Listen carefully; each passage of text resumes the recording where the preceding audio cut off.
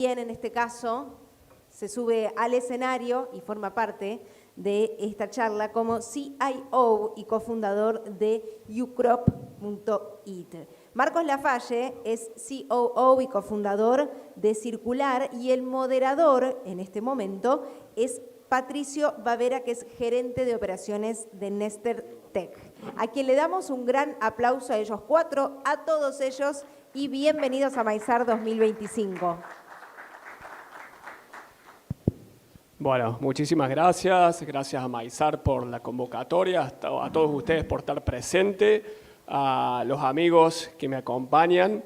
Cuando desde Maizar me dijeron queremos tocar la temática de trazabilidad en la cadena del maíz, mi propuesta fue hacerlo con los protagonistas, es decir, con aquellos que están haciendo algo por digitalizar alguno de los eslabones de la cadena del maíz. Y eso nos llevó a las startups, ¿no? Estas empresas que están brindando alguna solución en términos de digitalización, y en ese contexto es que los convocamos a ellos tres, ¿no? A Marcos y Nicolás. Con Marcos Lafalle vamos a hablar un poco de lo que es la digitalización en la logística. Su startup Circular está en el nicho de la logística. Bueno, con Marcos Bota vamos a hablar de trazabilidad y cómo la trazabilidad está impactando en la cadena del maíz. Y con Nico Tamendi, lo que es gestión de datos en grandes superficies productoras de maíz. Así que gracias por acompañarnos y estar acá presentes. La idea es que esto sea una charla sumamente distendida. Estamos en todo momento abiertos a preguntas del público para hacerlo lo más participativo posible. Obviamos las presentaciones, así vamos derecho a lo nuestro. Y como para empezar, esto es ir un poco al futuro, ¿no? ¿Para qué digitalizar la cadena del valor del maíz? ¿Qué beneficios trae? Y del 1 al 10, ¿cuán digitalizada creen que está hoy la cadena de valor del maíz? Si quieren empezamos con Nico y después vamos dando vuelta. A ver, difícil del 1 al 10 decir en qué número estamos.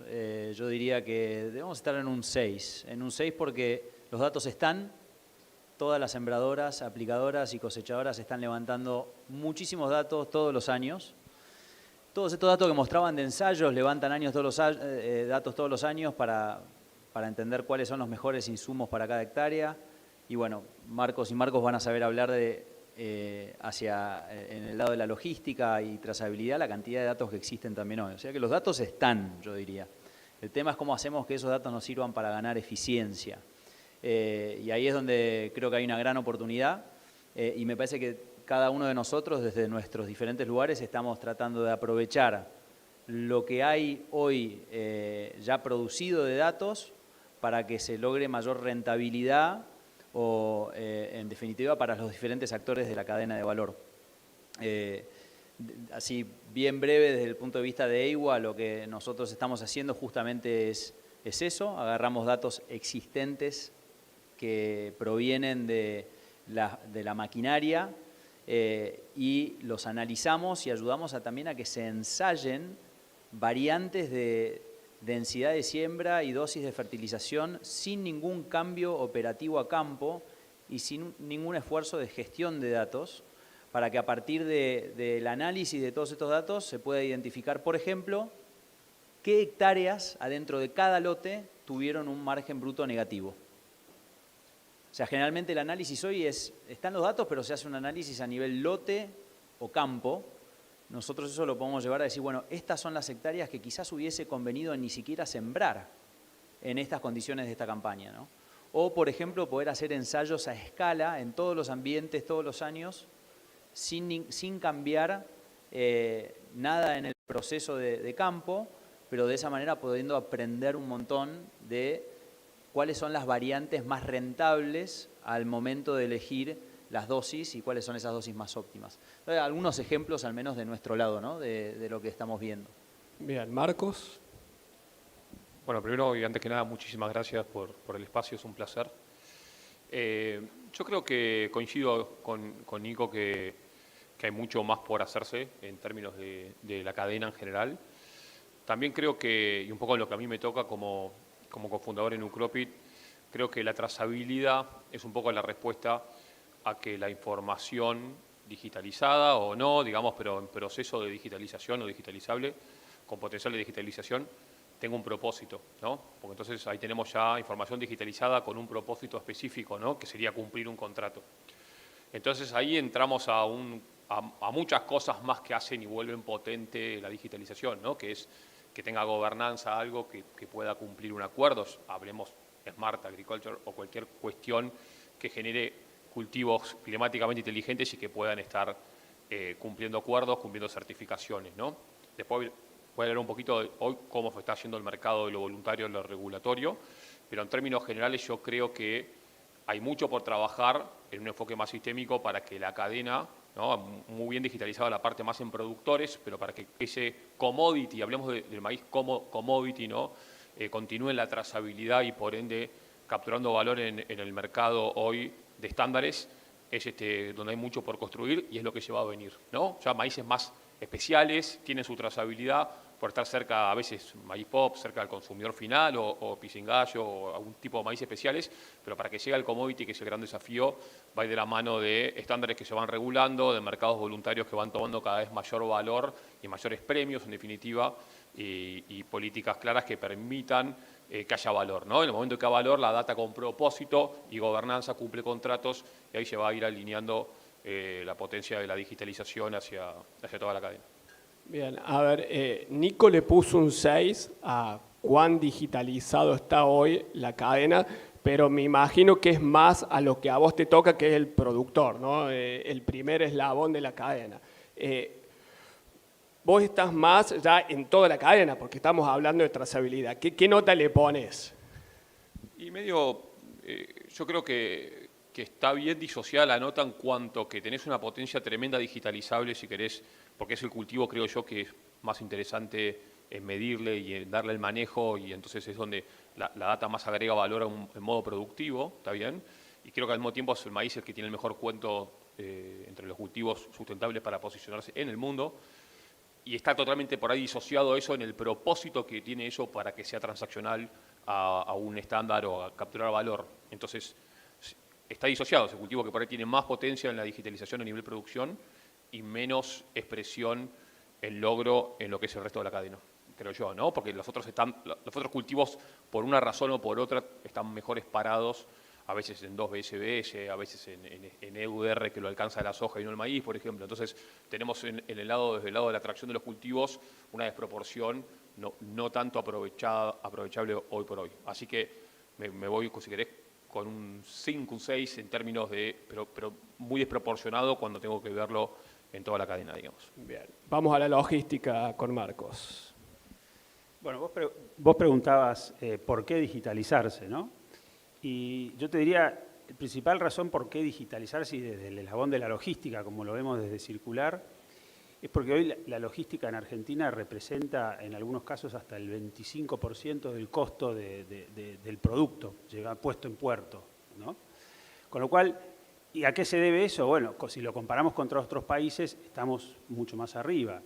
Y mucho de eso es porque hay grandes ineficiencias en Argentina en la logística. Y ahí es donde Circular aporta valor, con una visión integradora de toda la cadena. Nosotros vamos desde el productor hasta el destino final. Típicamente en Argentina es un puerto, pero en el maíz también tenemos muchos clientes, muchas empresas que son consumo interno. Es decir, con esa visión integradora lo que buscamos es generar eficiencias para reducir ese costo, ¿no? Y que haya no solamente un menor costo, sino también un mejor servicio del lado de la logística. Entonces, ese es el por qué digitalizarse. En cuanto al grado de digitalización, y ahí, digamos, como decían recién, o sea, es difícil ponerle un número y nosotros mirándolo como integramos a muchos actores dentro de la cadena, te diría que todavía hay mucho trabajo por hacer. Estamos me animaría a decir en un 5, es decir, todavía hay mucho por incluir, muchas más compañías por incorporar a todo un proceso integrado en la digitalización de la logística. Hemos avanzado muchísimo en el transporte, por ejemplo, para dar un ejemplo, dentro de Circular tenemos casi 70.000 choferes que usan de una u otra manera alguna función digital con nosotros. Pero como con esta visión integrada de toda la cadena, todavía nos falta avanzar mucho por ejemplo, en incluir empresas de consumo dentro de todo el proceso. Tenemos muchos puertos, tenemos muchos acopios, nos falta todavía, por ejemplo, muchos más productores grandes que estén incorporados a este proceso de digitalización y, por ejemplo, más destinos también. Bien, genial. Entonces vemos que la nota va entre 5 y 6, hay muchísimo por hacer y mucho desafío. Marcos Lafalle, recién mencionaste de que en tu negocio tenés que coordinar a muchos actores distintos. Y cuando te fuiste metiendo en este negocio de digitalizar la logística, ¿con qué resistencias te encontraste? ¿Qué barreras tuviste que ir superando? Bueno, la verdad que todo proceso de digitalización es un proceso no solo más de personas que de tecnología, ¿no? La tecnología se desarrolla más rápido que el cambio de mentalidad y de procesos en las personas. Eso creo que lo podemos compartir casi todos acá. Es decir, que nos hemos encontrado claramente con una industria, en el caso mío yo no provengo de la industria, del sector agroindustrial, es decir, pero sí nos encontramos con una industria que tiene procesos muy arraigados de hace muchos años, que siempre viene haciendo ciertas formas de trabajo que están y que son difíciles de cambiar en todos los eslabones. Es decir, que el proceso de cambio siempre nos hemos encontrado que lleva más tiempo con lo que uno planifica inicialmente, ¿no? Pero por otro lado, también hay que decir que una vez que se muestran los beneficios y que esos beneficios son cuantificables, la industria los valora y los incorpora, ¿no? Es decir, que te diría que el principal desafío justamente está en convencer o trabajar con los distintos eslabones de la cadena en modificar algo que tradicionalmente se hacía manual o con papel y lápiz o con cientos de miles de llamados telefónicos y pasar a eso a un proceso a través de la digitalización. Bien. Marcos Bota y trazabilidad. ¿Cuál es el valor que percibe ya sea un productor o alguien que está más adelante en la cadena de valor, una agroindustria, en lograr la trazabilidad, ¿no? O qué mecanismos de incentivo también crees vos que tienen que empezar a emerger para que haya valor en meterse en trazabilidad? Bueno, espectacular.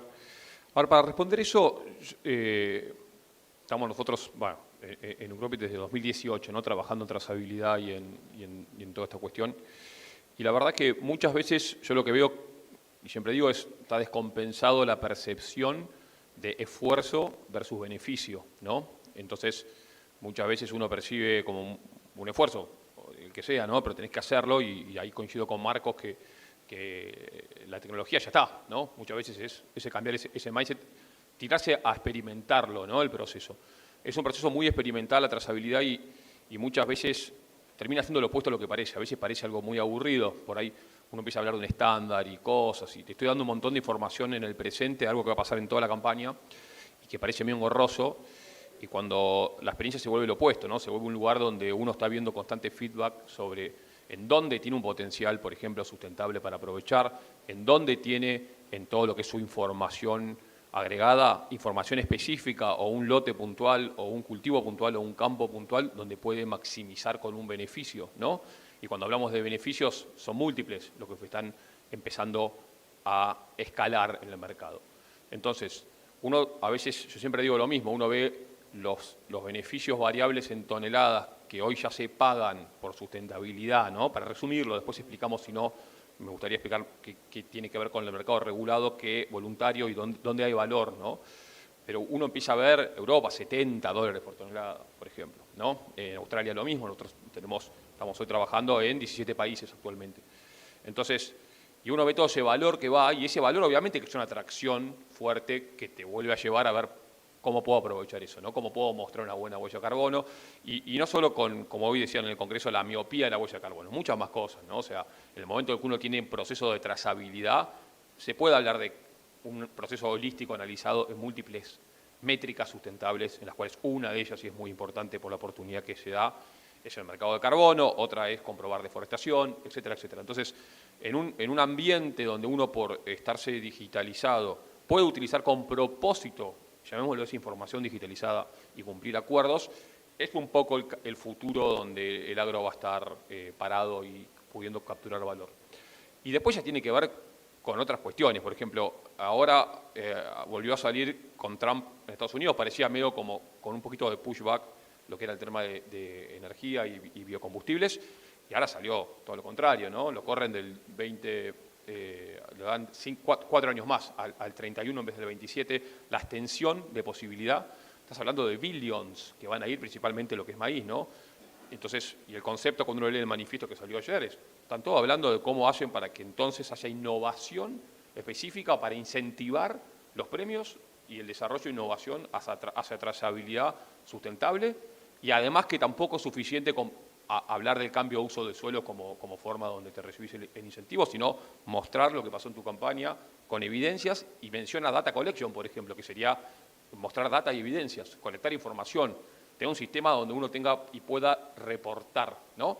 Y el productor carece, si querés, pero por una cuestión de que no se le exigió en la historia hasta ahora, que es el gran cambio de paradigma, es la vocación de reporte, ¿no? Reportar, o sea, lo que uno hace lo tiene que de una forma u otra reportar, ya sea para un gran beneficio en las marcas, ¿no? Que nosotros, si supieran hoy la cantidad de programas que tenemos armados, certificados, voluntarios hoy en Argentina para enormes compañías de consumo masivo, donde están los productores participando y lográndolo, ya está. Entonces, yo creo que si querés, hay un desafío importante en la cadena en general, pero vamos a ver una tendencia en los 5 años de aceleración en lo que sería premios, mayor plata destinada, y obviamente que alineaciones donde ya esté el mercado corriéndose del voluntario regulatorio también, ¿no? EUDR, en definitiva, es el primer gran cuestión de trazabilidad exigida para las hojas. Son 7 cultivos los alcanzados, no está el maíz ahí, no está la palma, el caucho, madera, soja y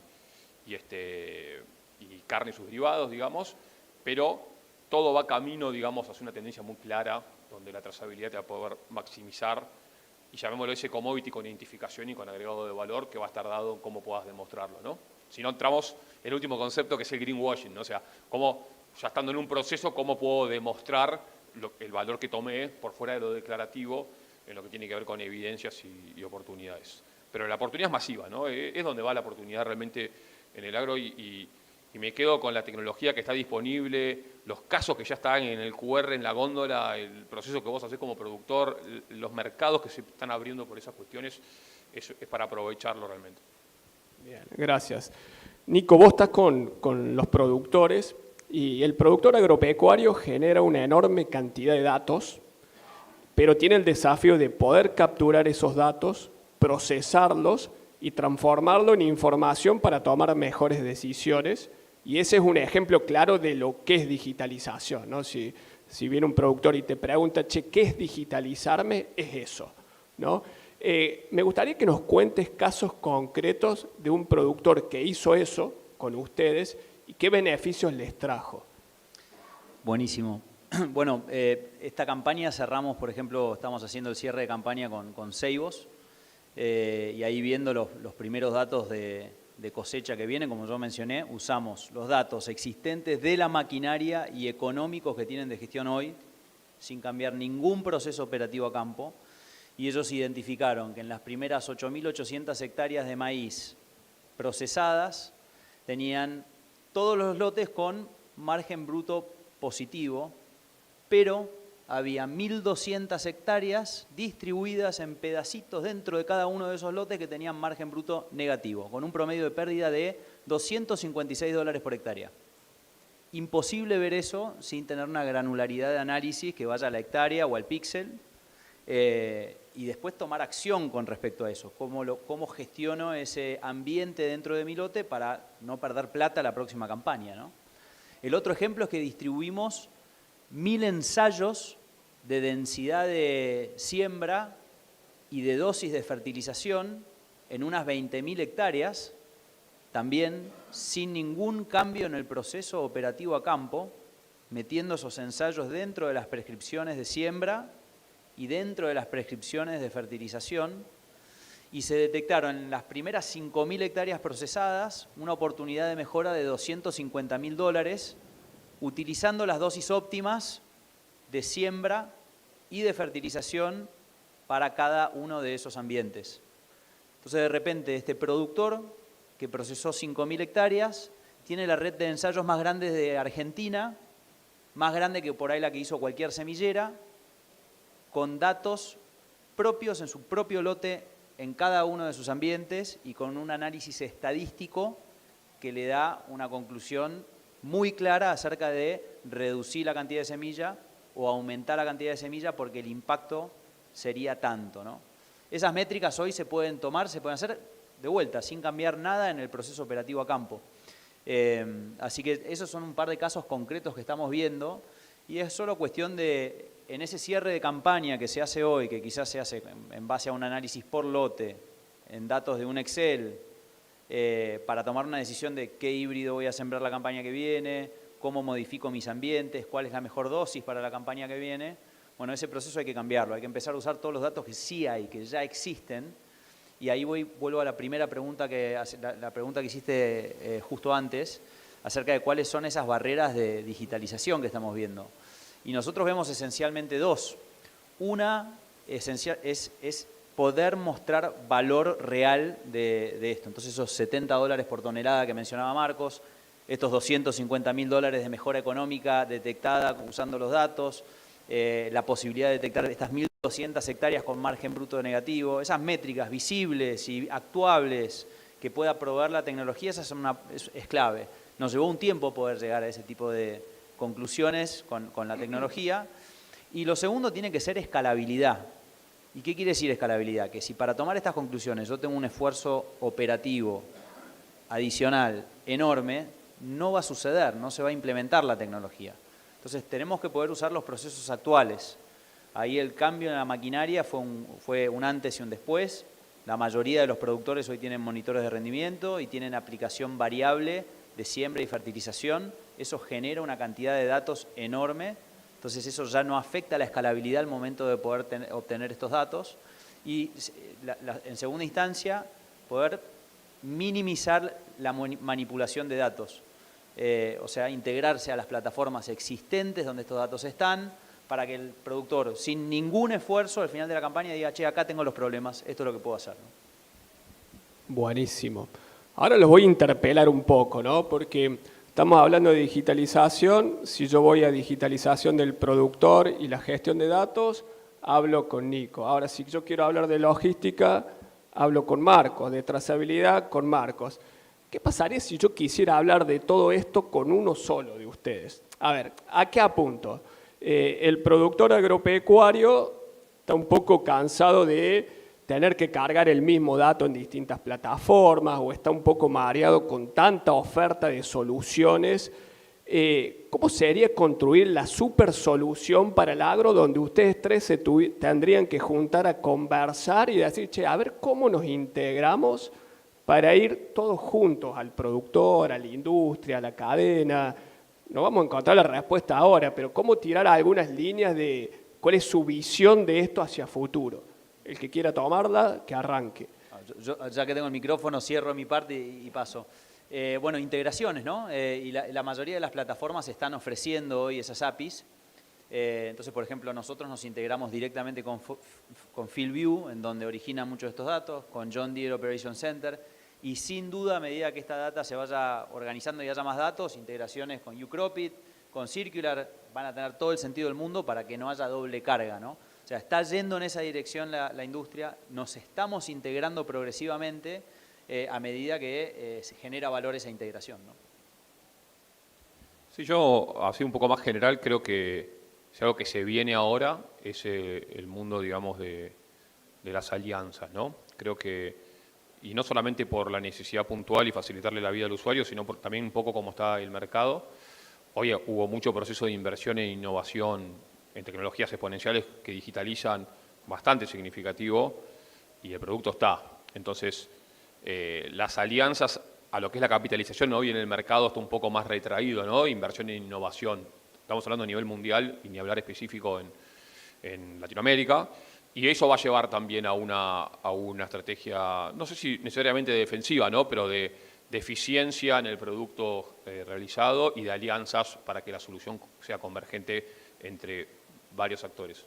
Y al mismo tiempo muy fuerte en defensa en lo que es el producto que uno tiene listo, porque hay muchas cuestiones de paradigma que por ahí nunca sabes cuándo llegan, pero que son evidentes que llegan, y cuando están y tenés la solución, es cuestión de lo que vos preguntabas recién, Pato, me parece lo más importante.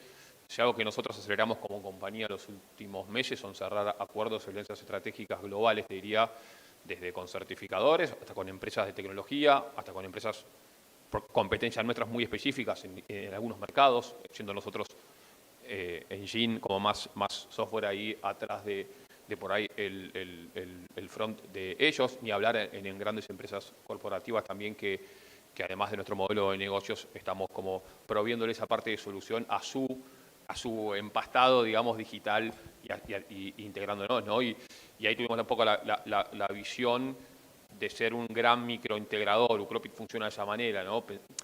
En las dos puntas, ¿no? Hoy, desde adaptar a múltiples huellas de carbono, o sea, el programa nuestro, por la Crop Story completada, emite hoy, antes estábamos muy atados a una huella de carbono, hoy tenemos prácticamente funcionales, no sé, 15, contando las que tenemos en distintos países, y al mismo tiempo, por el otro lado, data integrándose en el Operational Center no es suficiente, tenés que estar todos lados también integrados, y ese proceso de microintegraciones y de adaptar un protocolo distinto a cada productor para que no haya doble trabajo, lo empezamos hace el 2018 como algo más paradigmático de ser una solución en un problema y no doble carga, y eso ya la tecnología, fuimos bajando esos workarounds, esos procesos que hacíamos para que de caras al productor no haya un doble trabajo, pero por ahí muy grande y ineficiente nuestro, lo fuimos saneando en integraciones, ¿no? Entonces, yo creo que la respuesta, más allá del lado digital, que es de la percepción del usuario, todo medio funcione y ya está, desde el lado de nosotros como líderes de lo que son nuestras compañías digitales, hay un proceso muy importante de unirse y de ser una verdadera solución, tanto a empresas como usuarios, y es lo que estamos viendo más fuerte, no tanto por el lado por ahí desde el lado del equity, de la inversión en eso, sino desde consolidaciones y alianzas estratégicas y lo más flexible que se pueda estar con el producto listo, siendo una parte de la solución. A veces uno se pisa en ciertas cosas, ¿no? Es muy específico para lo nuestro, pero tenemos seguramente puntos en común donde uno diga es parecido lo que hacemos, pero distinto. Eso es la solución en un contrato y haciéndole ganar plata al usuario. Marcos. Sí, yo creo que las integraciones son parte hoy del día a día de nuestro laburo.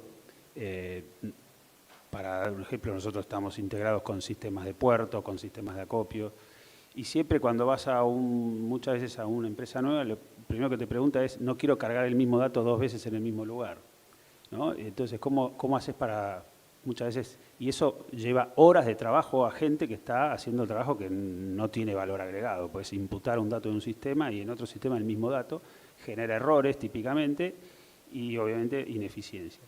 Entonces, el tema de las integraciones es crítico. Ahora, para nuevas integraciones, y sobre todo integraciones entre diferentes jugadores, si querés, o como estamos acá sentados, para poder hacerlas siempre tenés que tener un caso práctico, alguien que lo plantee, que diga, bueno, lo voy a hacer porque voy a generar este beneficio o porque quiero esta nueva funcionalidad. Entonces, muchas veces esas integraciones hacia terceros se dan cuando alguien viene y lo plantea y lo pide. Por ejemplo, no sé, nosotros nos hemos integrado con sistemas de gestión tipo Finnegan's. Bueno, porque viene un cliente y dijo, che, tengo Finnegan's, necesito integrarme con vos. Bueno, dale, a ver, hagamos la integración y también es importante entender que todas esas integraciones hay que pagarlas. O sea, a veces se hace por una vez, pero en algún momento eso es parte también del servicio que muchas veces nosotros damos, que es integrarnos con distintos sistemas. Y a veces ocurre que eso no es transparente o por ahí no es entendido por del otro lado. Entonces hay que saber que todas esas integraciones muchas veces requieren un trabajo muy detallado, porque te vas hasta el hueso del dato, hasta cómo está el dato escrito, y etcétera. Entonces requieren bastante detalle. Bueno, entonces es importante entender que agregan valor, pero también llevan su tiempo a hacerlas, ¿no? Bien, estamos con tiempo. Vamos a dar lugar a 2 preguntas del público. Ya tenemos a alguien que levantó la mano. Adelante.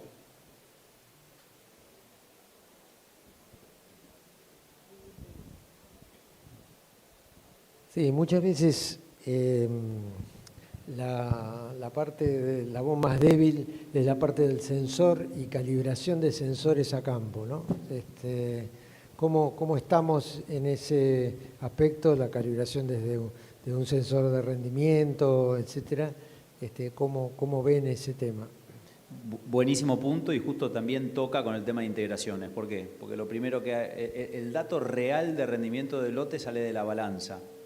Ese dato se guarda en el sistema de gestión, puede ser Albor, Finnegan's o una planilla. Y después tenemos el monitor de rendimiento de la cosechadora, que muchas veces no está calibrado. Entonces, ¿qué hacemos nosotros? Nos integramos con el sistema de gestión, traemos el dato de rendimiento real del lote y luego agarramos el monitor de rendimiento y se corrige para que sea igual al dato de gestión, del dato de rendimiento del sistema de gestión, de manera automática, sin que nadie tenga que manipular nada. Y ahí ya podemos creer que el rendimiento de cada una de esas hectáreas es un rendimiento corregido real en base a lo que se midió en balanza, ¿no? ¿Una pregunta más? ¿Alguna consulta? Bien, tocamos un último tema y ya vamos cerrando, porque hasta ahora hemos hablado del productor, hemos hablado de la agroindustria, del camionero, de los acopios y el consumidor, ¿no? ¿Qué rol juega el consumidor? Algo exige sobre la cadena que lleva a que la cadena se digitalice. Bueno, ¿cuál es el rol del consumidor en todo esto? Bueno, muy buena pregunta. Siempre yo creo que estamos de acuerdo, ¿no?, que el punto final de que masivos beneficios o que haya un nuevo valor, que es que alguien pague algo de más porque vea que, por ejemplo, este alimento tiene trazabilidad, me muestra de dónde es, tiene una huella de carbono el cual yo quiero pagar de más, y además sé que son ambientes saludables, que no se hicieron con zonas deforestadas. Bueno, todo ese hábito del consumidor está totalmente creciendo y cada vez más. Ya ven en Europa o cualquier otro lado, en muchos mercados, te tomas un Uber, está la opción, digamos, que tenga el simbolito verde o no. Entonces, de múltiples formas se está viendo un mercado cada vez más que, en definitiva, hay elecciones que tienen que ver con estas cuestiones. Obviamente que es clave ese rol. Hoy lo que sí está pasando es que las industrias de consumo masivo, los grandes CPGs, están yendo por varias razones para trazabilidad, y imponiendo, llamémoslos, por ahí no es exactamente la palabra, pero mandatoria desde el punto de vista del productor. Y cada vez más una trazabilidad te pone como socio, al productor lo pone en la góndola. O sea, si uno se fija bien con la tecnología que hoy hay, uno no se imagina que está sembrando y está acá al lado del consumidor en un QR de un alimento.